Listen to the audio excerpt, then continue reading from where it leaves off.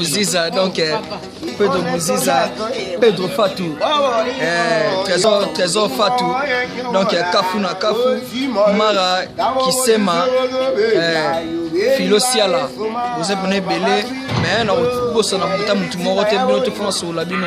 Normalement, au sud de la bino, donc Sam Lengo.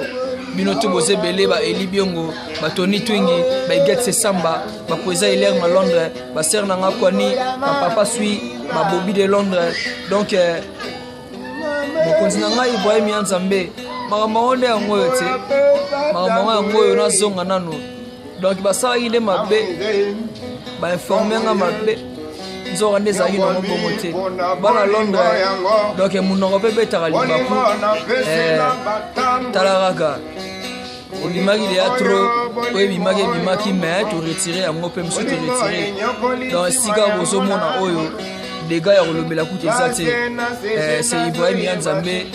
Donc et puis la minute a décidé que les musiciens font monsieur Subati alors on va na awa. Mais on te confirmer que ils ont makambo yeme Ibrahim Yanzambe la bioso. La minute yo ba déjà baza déjà bazu ba chambre on fanda. Donc tout ça on a conseillé na biso gros bis Kevin Cap tout ça biso tout. Donc il y a pas de souci, il y a rien à dire. Donc ndeka na lobby ndeka ezali.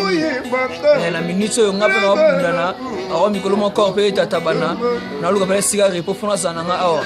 La fona za pimo chambre na ngaya ou de ratete na za na ngado mikolo a bina ki mana palais pour mouye mezo les gâteaux pour essayer na fona repo belé donc mingi on le bien en côté mingi on le bien té na sepeli fort je no na dino kaka ouais merci vraiment à trop na sugi na ngawana petit king na bo sente mauluta yali kuta kevi luta donc kasi luta famille Mao famille Mao donc na ebité à Londres tu étais quoi bana Londres il faut Mao donc Bosé Belé Wolverine Kinkela Steve Zelo Lord Zelo Orly Zelo Anaïs Zelo donc na bosanité quoi bye bye bana Londres ba discover yeyo donc les gars Bielo Galor Brisili parolier les grands paroliers à Maga